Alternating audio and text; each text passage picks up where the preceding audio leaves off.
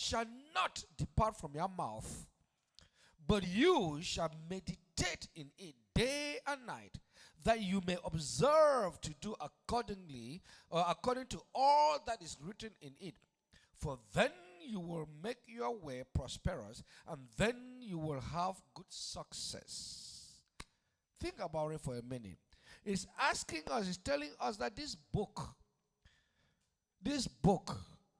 shall not depart from us. But there are a lot of us that the only time we hear about this Bible is when we come to church and when the pastor is preaching about it. But the word of God just says it shall not depart from us. We should meditate on it. What is meditation? We should meditate on it day and night. A lot of us, there are some of us that only read the Bible once a year. On Easter Sunday, on Christmas. Some of us, if we do it good on Sundays, or we'll allow somebody else to read it for us. So let's dive into this. Like I pointed out, there is a big difference between reading and writing and studying. Reading and studying. Let me just, without going through all of those things that I've written down there, let me say this. Reading, I can skip through something. Do it for speed, for whatever reason. Skim through it. When I say study, I am actively engaged. I am communicating with that, whatever I'm reading or studying at that time. It's a two-way communication. By way of me not just reading the words that I see in front of me, I'm also actively asking questions. I'm also getting answers, and I'm also attentive to listen, and I'm writing, I'm jotting down notes. So reading is something you can just do for the passing of it. You can just sit in your train or whatever the thing. Just let things, just read a newspaper. But studying is an active engagement. It's beyond just skimming through. And I've said here before, a psychologist said when we read, when we listen, when we talk, we retain just less than 10%. So let me ask, if you take all your spiritual life or your future and designate it and leave it at the hands of a pastor just once a Sunday, and out of that one week, once a week, all that he teaches once a week, you can only retain just less than 10%. Can you imagine what you're doing to yourselves? Just you living out a lot of things.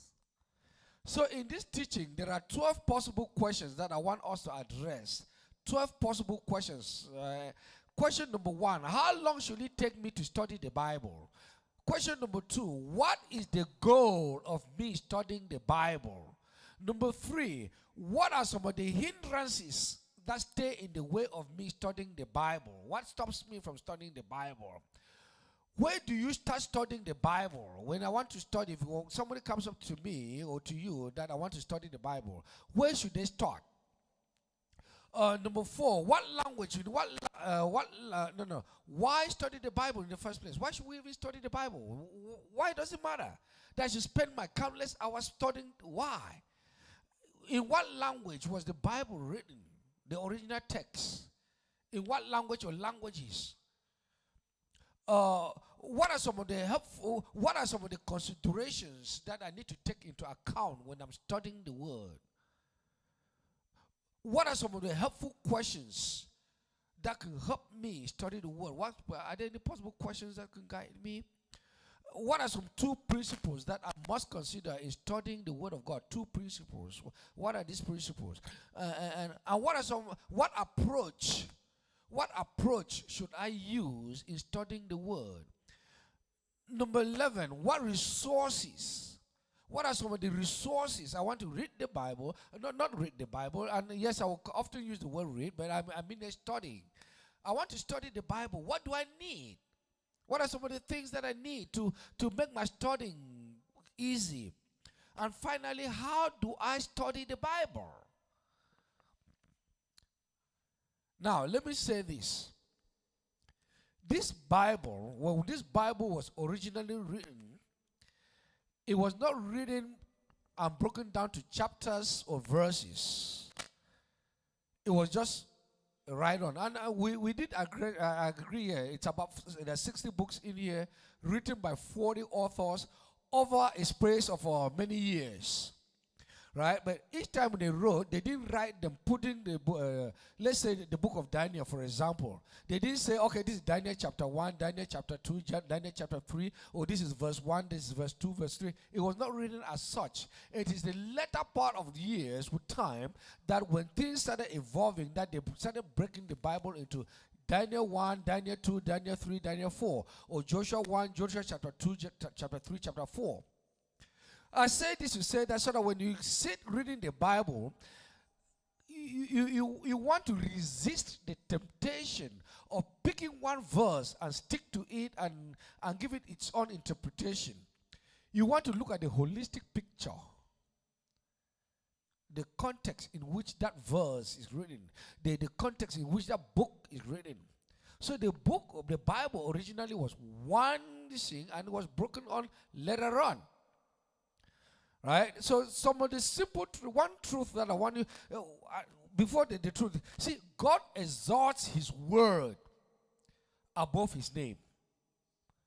And we agreed here that when God decided to come into this world and he needed to give himself a name, he chose the word. In the beginning was the word. The word was with God, and God was the word. Here we're studying the word. So it's very important. Now I think I'm going fast forwarding to addressing some situations. Now when Jesus Christ was tempted, he defeated the enemy by the word. He said this. He said this, it is written. Can somebody read Luke 4 verse 4, please? He said, it is written. It is written. Luke 4 verse 4. I gave you the handouts. Sister Anya, you guys have the notes, the Bible verses there. There's one of them that has just all of the verses that we may go through to make it easy. Okay. Where's the mic? He needs the mic. Luke 4:4. We'll not go through all of them, but okay. Let me read it here. I have it here. But Jesus answered him, saying, "It is written."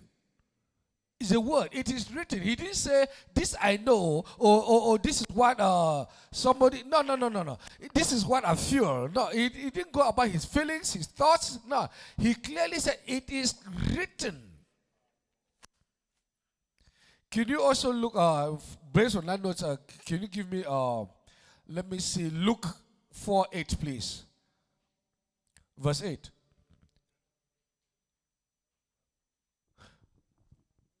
And Jesus answered and said unto him, Get thee behind me, Satan, for it is written, Thou shalt worship the Lord thy God, and him only shalt thou serve. Again, it is written, the word. It is not by his emotions, none of those things, but it is written. So let me ask, when the enemy throws things at you, what are you using? What is your defensive mechanism? Now, I have said here that the word of God is very imperative. Let's go back, and God is committed to what he said. Not what you think, not what you feel. He is committed to his word. Can you give me Genesis 21 verses 1 through 2, please? Genesis 21. God is committed to his word. Genesis 21, please. And the Lord visited Sarah as he had said. And the Lord said unto Sarah as he had spoken. For Sarah conceived and bare Abraham a son in his old age, and the set time of which God had spoken to him.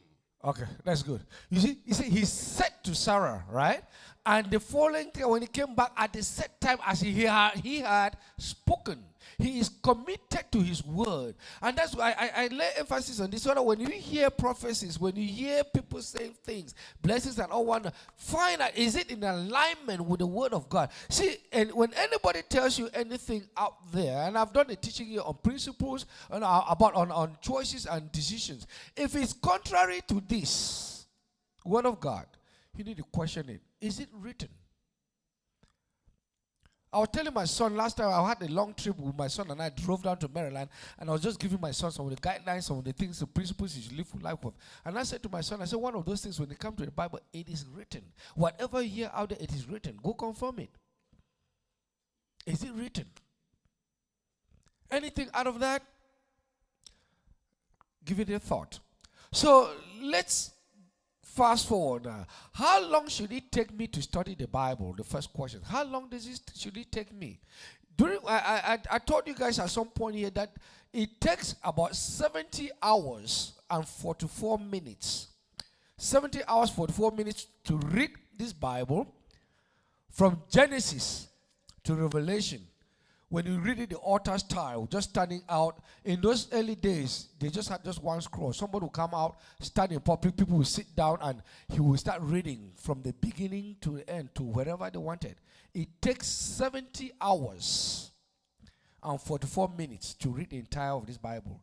So if anybody walks up to you and says, I don't have time to read, listen, it's an excuse. It's not a priority to them.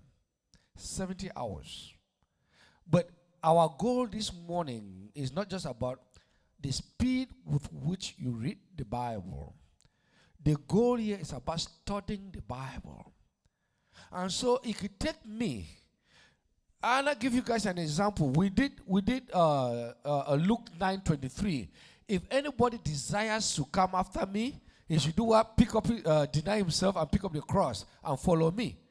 We took 3 weeks, just that verse. And I tell you, you can spend more time on that. So the intent here is studying. So is to understand, to get the goal of studying the Bible is to understand what is written in there, not the speed by which, let me go and boast out there that I read the Bible from Genesis to Revelation. So there is somebody who can take one verse, John 3:16, and spend the next 2-3 months just on that verse. There is another person who's, depending on the level of maturity, could take just about a day or 2 or 3. So how long should it take you to study the Bible? It depends. But let me tell you, folks, brothers and sisters, the goal of studying the Bible is to get an understanding of it, is to discover God in there. It's not for you to go in there, inject your ideas, inject your positions, inject your feelings. It's to discover the God of the Bible. It's to know Him.